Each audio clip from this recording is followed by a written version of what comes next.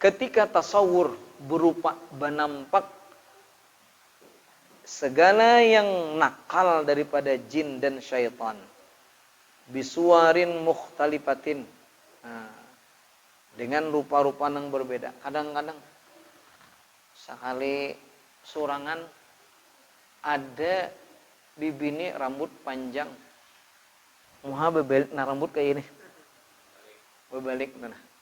Nampaknya bacaannya nyaringi azan sambil gas sepeda motor laju-laju.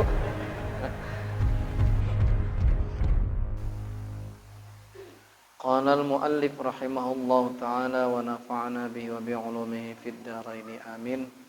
Bismillahirrahmanirrahim.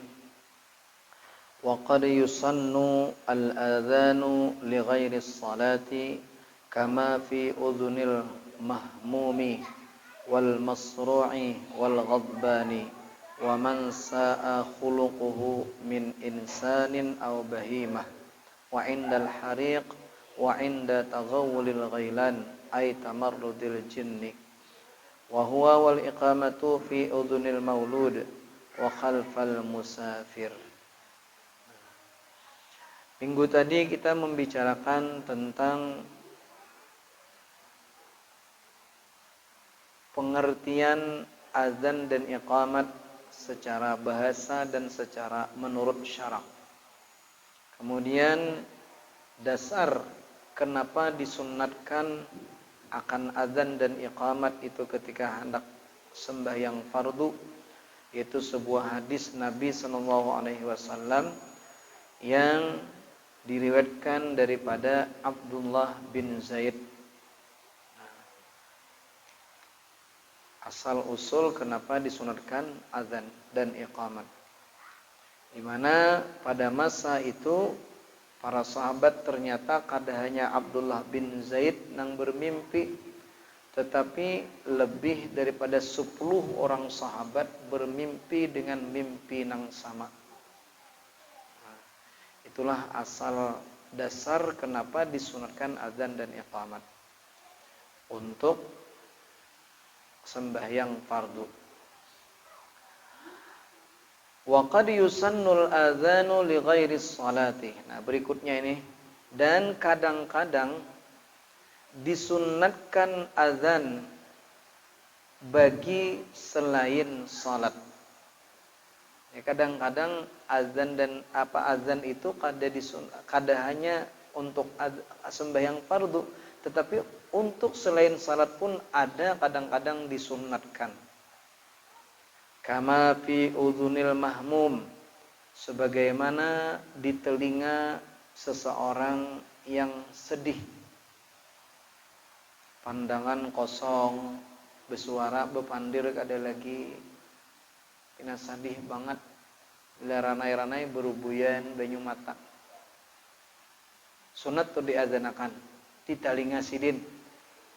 Lianna hammahu yazulu bil adzan, karena kesedihannya akan hilang dengan sebab azan tadi.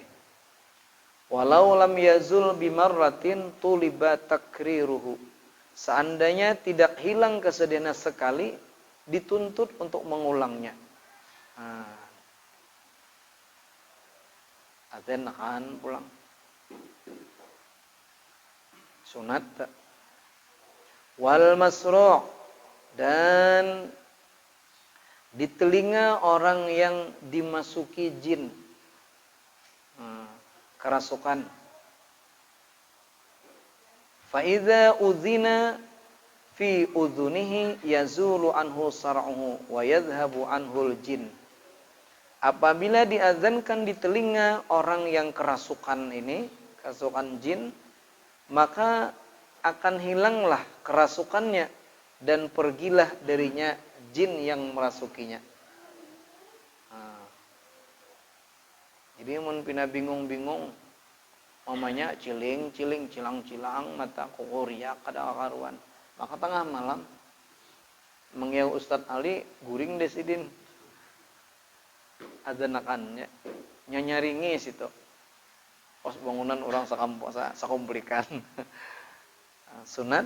Jadi orang yang sedih, orang nang kerasukan, wal ghadban, dan orang nang sedang marah, emosi. Bini bemamai, jangan hirani azan je. Wa man sa'a khuluquhu, dan orang yang buruk oleh akhlaknya.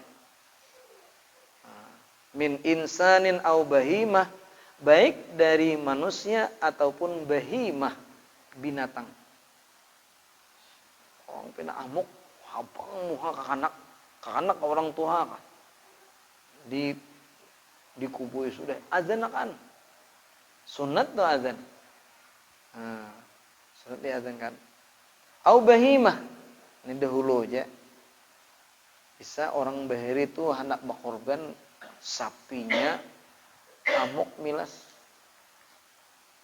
Bekiawan orang-orang nang harap mau belawanan lawan tanduknya aja. Coba di Sungai Binuang dulu ada orang ngarannya Usup Tukalong. Di kia orang dengan tuh.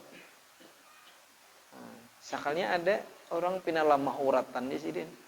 Di sidin coba pinggote. Pinggote talinya handepi sidin tapi masuk amok bang. Sidin bisiki sidin sapinya ada deh. Apanya bacaannya azan. Dibisiki sidin azan. Sunat nih hukumnya. Wa indal hariq, dan ketika terjadi kebakaran. Jadi ketika terjadi kebakaran, orang riuh, abut segalanya, sunat kita azan. Ini azan aja kada kamat. Orang bahiri itu jadi beti lanjang. Nah, kalau azannya ini ada jelas. Mun beti lanjangnya ada di surah kan. Wa inda taghawulil ghailan ay tafsawuri maratil jin. Ketika tasawur berupa benampak segala yang nakal daripada jin dan syaitan. Bisuwarin mukhtalifatin.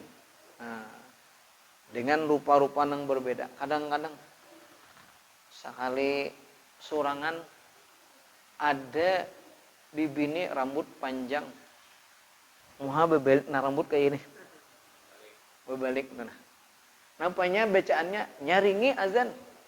Sambil gas sepeda motor laju-laju. Azan. Orang nyambat hantu berenak. Berenak tuh bahasa. Nampaknya Ustaz Ale. Om Musabian. Azan ya. Anak-anak saya melihat nih. Ingat ini belum azan tak?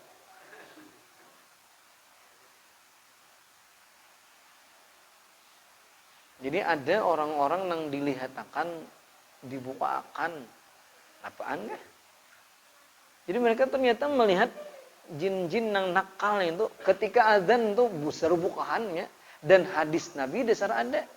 Walahu durat, bahkan bakata kantut begitu takutannya na azan. Kamana bukanya kawisi. Yang kalau diwisi persinggahannya. Jadi mun kawa orang azan tuh mun kawa jangan dibisi, dibukakan ke situ. Ayo aja sini aku orang azan, mana budu. Belum orang azan, budu. Ini kadang penyakit kita tuh orang tamatnya bangsulan. Johor itu sunyi. Tapi kena bila kamat, Allah bangsulan tinggal di kumat. Di mana lah berdieman. Memulai azan maka kade. Padahal genawan. Itu azan saja tadi beberapa masalah tadi. Kemudian wahwa wal iqamatu. Kadang-kadang disunatkan azan dan iqamat kedua-duanya. Padahal bukan untuk sembahyang. Fi uzunail mauludi, di dua telinga anak yang baru dilahirkan. Wa yakunul adzanu fil yumna wal iqamah fil yusra, di dalamnya. Dan adalah azan di telinga kanan dan iqamat di telinga kiri. Wa dzalika lima qila, kenapa disunatkan demikian? Karena ada qaul yang mengatakan innaman fa'ala dzalika, innaman fu'ila bihi dzalik, sesungguhnya orang anak kecil yang diperbuat demikian itu, diazankan di telinga kanan, diiqamatkan di telinga kiri, lam tadurrahu ummus sibyan, tidak akan bisa memudaratkan, tidak akan bisa mengganggunya oleh jin yang bernama ummus sibyan. Nah, at-tabi'ah minal jin, itu jin perempuan daripada yang mengikuti daripada jin perempuan. Jin perempuan nang mengikuti. Nah, kakanakannya atau kakanakan. Nah, maka kada bisa diganggu lagi. Ketika telinganya telah dimasukkan bunyi berdahulu, didengarkan di telinganya adzan dan iqamat. Nah, itu alasan pertama kenapa disunatkan azan dan iqamat di telinga anak yang baru lahir. Waliyakuna awwalu ma yaqra'u sam'ahu hala dukhulihi fid dunya az-zikru. Alasan yang kedua kenapa disunatkan, supaya awal sesuatu yang mengetuk telinga bayi nang ini ketika dia masuk ke dalam dunia, yaitu zikir. Supaya zikir nang pamulaan didengarnya. Makanya sebenarnya membersihkan bayi seadanya dahulu. Nang penting diazankan. Amun kita di rumah nyaman urusannya, tapi kalau di rumah sakit ternyata ada aturan-aturannya, lambat kita azankan.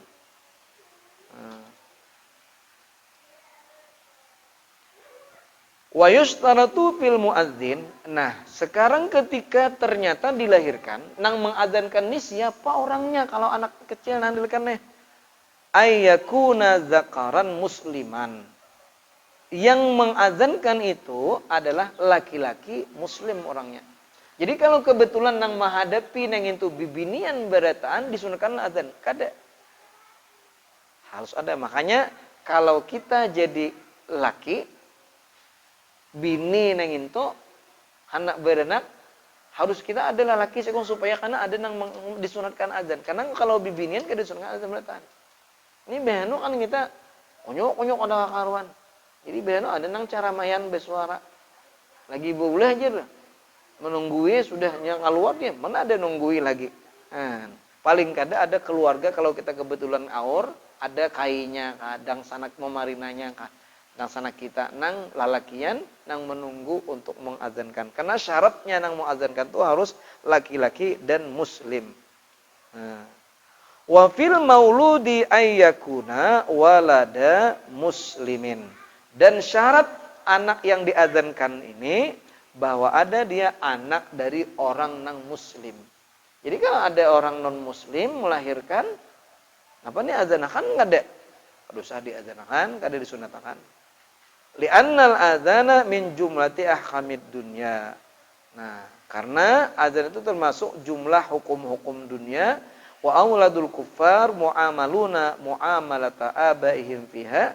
Dan anak-anak dari kufar, buhan-buhan non-muslim, itu dimuamalahi sebagaimana muamalah ayah-ayah mereka.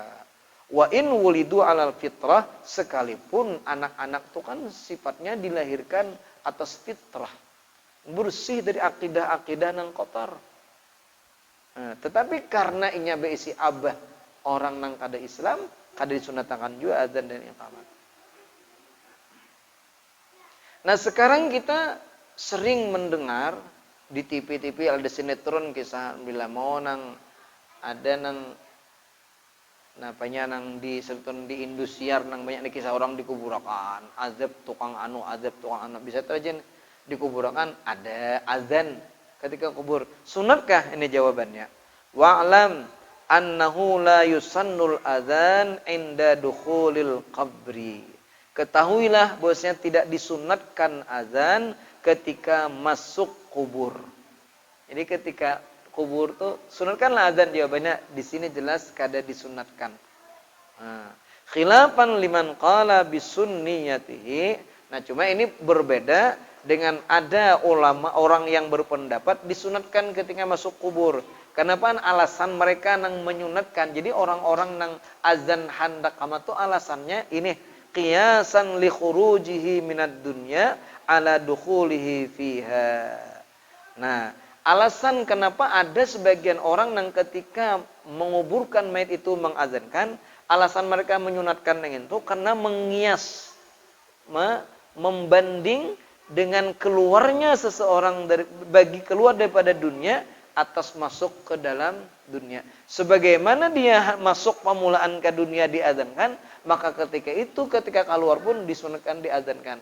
Ini pendapat orang yang mengatakan sunat mayit yang dikubur itu diazankan. Nah, qala Ibnu Hajar waradatuhu fi syarhil ubab.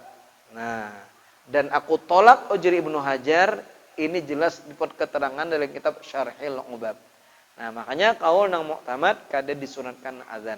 Cuma mun ada orang, berarti orang hanya gitu aja dasarnya sangat lemah mengias kayak apa anak handar lahir di azan, hanya masuk ke dunia diazankan, kayak itu tujuannya keluar diazankan. Nah, lakin tetapi idza wafaqa inzaluhul qabra adzana in wafaqa inzalahul qabra adzanun khuffifa anhu fis su'al. Nah, tetapi kalau berbetulan masuknya seseorang ini ke dalam kubur pas azan, memang masuk waktu, khuffifa anhu fis su'al, maka fadilatnya diringankan darinya pada pertanyaan mungkar dan nakir. Ini kalau kebetulan kubur pas masuk ke dalam kubur masuk azan. Azan orang bukan untuk mengazankan orang nang mati tadi, tetapi hanya kebetulan masuk waktu. Nah, maka disunat maka ada fadilatnya, diringankan dia daripada pertanyaan mungkar dan nakir di dalam kubur. Nah, di sini nih kan kayak apa ngarnya guru sakumpul memarina sidin. Itu pas memang menjelang masuk waktu asar turun. Nah, ketika masuk asar di musala diazankan. Azan bukan azan untuk itu, tapi pas azan asar masuk waktu. Nah, lalu setelah itu qamat belambat, proses penguburan sampai selesai hanya qamat sama yang asar berdatang. Nah, ini paksa dulu para langgar. Jadi kalau memang prosesnya cepat, kada salahnya nang itu tadi, unting supaya kebetulan dia masuk ke kubur pas azan. Nah, kayak itu. Cuma lain istilah azan wara. Nah, kalau azan untuk mengazankan orang kubur, kaul nang muktamad mengatakan kada disunatkan. Ini dibahas secara jelas oleh Ibnu Hajar di dalam kitab Syarhil Ubab. Nah, sebutin dah, azan dan iqamat kada untuk sembahyang bisa disunatkan di telinga anak yang baru lahir. Kemudian wa khalfal musafir, dan di belakang orang yang musafir. Nah, orang anak bepergian sunat diazankan. Ada wadah kita ini nang rancak musafir haji, musafir umrah. Padahal ini musafir secara umum. Kamana aku haji sini hari ini hanya nyupir. Kamana mantar ke Banjar. Ayo arja aja nakan arja. Sunat. Nah, sunat suala diazankan. Sunat. Di belakang orang musafir. Ini adzan ini kamat juga. Nah. Liwurudi hadisin sahihin fihi. Nah, karena memang ada hadis yang sahih tentang adzan dan iqamat di belakang orang nang musafir. Qala ain shin aqul wa yanbaghi anna mahalla dzalika ma lam yakun safara maksiat. Tetapi Ali Syubran Melisi Sidin mengatakan, aku berkata Sidin seyogianya bahwasanya disunatkannya, tempat disunatkannya adzan dan iqamat di belakang musafir ini malam yakun safara maksiatin, selama musafirnya bukan maksiat. Nah, bukan musafir maksiat. Kamana pian silaturahim. Kamanapian umrah, kamanapian haji. Nah, sunatai. Kamanapian bacari. Kada maksiat. Kamanapian jisirin aku hendak bunuh orang. Nah, ini kado usah diazanakan. Azanakan wa aku jisirin. Kado usah gen. Ini kado disunatakan. Nah, fa in kana kadzalika lam yusanna. Nah, seandainya seperti itu, yakni musafir maksiat, maka kada disunahkan adzan dan iqamat. Nah. Yusannu 'alal kifayati wa yahsulu bi fi'lil ba'di adzanun wa iqamatun li khabari sahihaini idza hadaratis shalah falyu'adzin lakum ahadukum. Nah, ini sudah selesai pembicaraan tentang disunatkannya adzan dan iqamat di selain salat, sudah selesai. Ini berikutnya masalah anyar. Disunatkan atas kifayah. Nah, sunat kifayah. Arti sunat kifayah ini kan kalau sebahagian sudah ada nang mengerjakan, maka tuntutan untuk nang lain sudah kada ada lagi. Wa yahsulu bi fi'lil ba'di, dan hasil dengan perbuatan sebagiannya adzanun wa iqamatun, adzan dan iqamat. Jadi hukum sunnatnya adzan dan iqamat untuk salat fardu ini adalah sunnat kifayah. Nah, kada sabarataan adzan dan iqamat. Cukup satu saja. Nah, kenapa demikian? Li khabari sahihain, karena hadis yang diriwayatkan oleh Imam Bukhari dan Muslim, baginda Nabi bersabda, "Idza hadaratis shalah falyu'adzin lakum ahadukum." Apabila telah hadir waktu salat, maka hendaklah azan bagi kamu oleh salah seorang daripada kamu. Nah, ini dalil sunnatnya azan dan iqamat itu hanya sunnat kifayah.